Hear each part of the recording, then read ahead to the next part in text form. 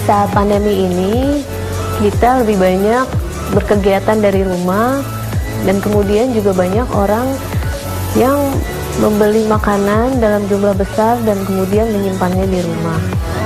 Makanan-makanan yang banyak dibeli dan disimpan itu biasanya makanan-makanan kemasan dan juga makanan-makanan berkepengawet. Namun di saat pandemi ini sebaiknya kita tetap melakukan diet gizi seimbang untuk menunjang imunitas tubuh kita dan agar tubuh kita tetap fit.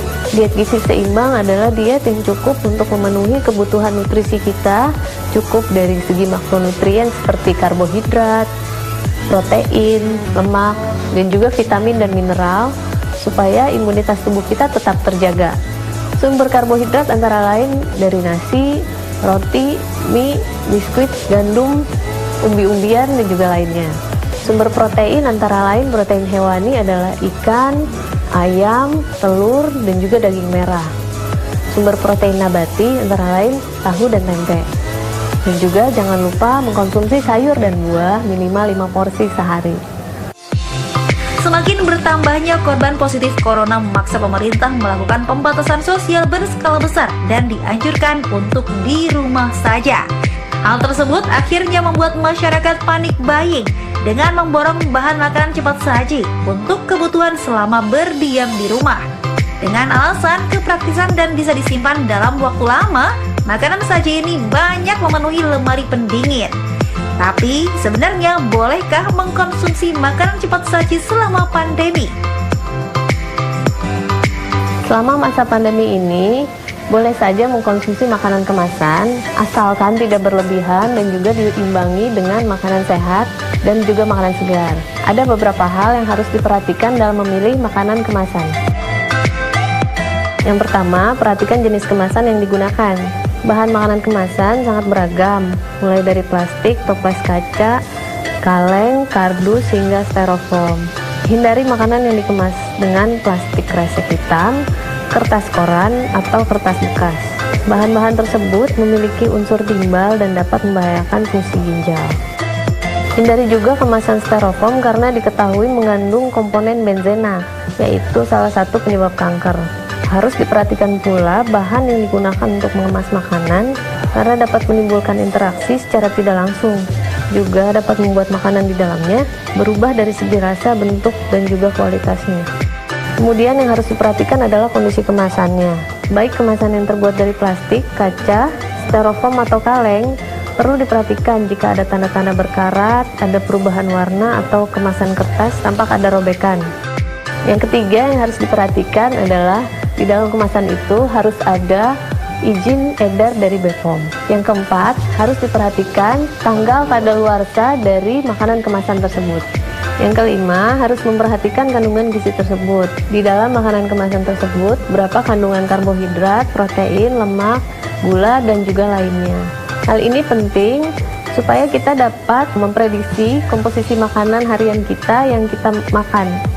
Yang paling penting adalah usahakan agar kebutuhan nutrisi kita terpenuhi dari bahan makanan yang baik dan juga segar. Penyimpanan memegang peran penting dalam menjaga kualitas makanan. Menyimpan makanan agar tetap segar selama masa karantina. Kadang apa yang dilakukan? Bagaimana ya cara menyimpan makanan agar tetap segar selama pandemi COVID-19 ini? Dalam menyimpan bahan makanan agar tetap segar, sebaiknya diperhatikan suhu dan juga penyimpanannya.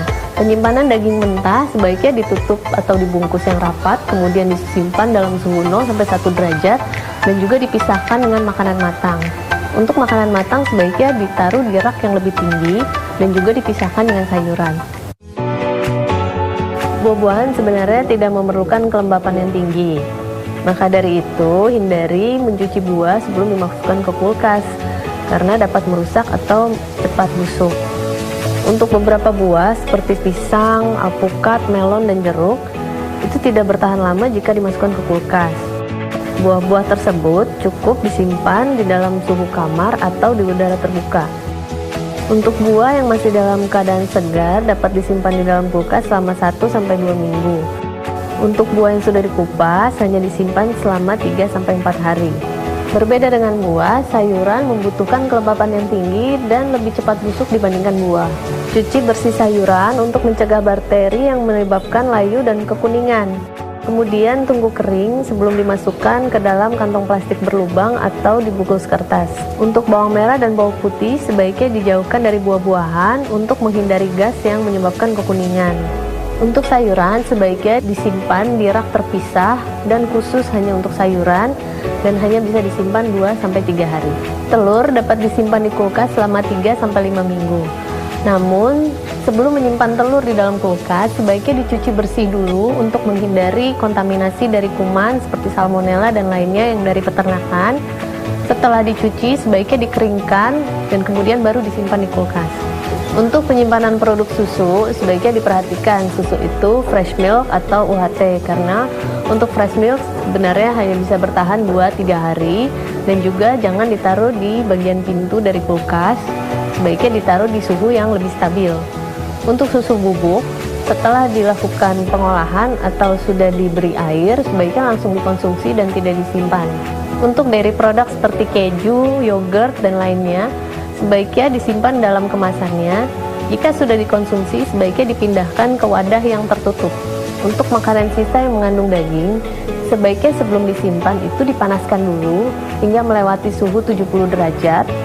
Kemudian ditunggu hingga dingin dan kemudian disimpan dalam wadah tertutup. Nah, untuk menyimpan di dalam kulkas sebaiknya tidak dicampur dengan bahan makanan mentah untuk menghindari kontaminasi bakteri. Diam di rumah bukan berarti tidak melakukan apa-apa, tapi Anda juga bisa menjaga kebugaran dan imunitas tubuh agar tidak mudah sakit. Lalu apa ya yang harus dilakukan di rumah selama masa pandemi seperti sekarang ini?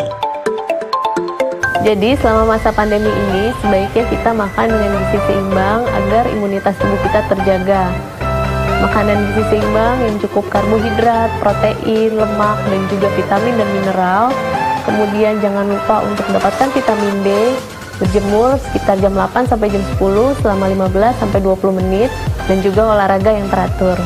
Untuk makanan kemasan sebaiknya diperhatikan karena banyak makanan kemasan mengandung tinggi natrium dan juga tinggi gula. Jadi sebaiknya tidak dikonsumsi berlebihan agar tidak melewati batas rekomendasi asupan natrium, dan juga kandungan gula yang tinggi dapat menyebabkan berbagai macam penyakit seperti diabetes mellitus, obesitas, dan juga sindroma metabolik.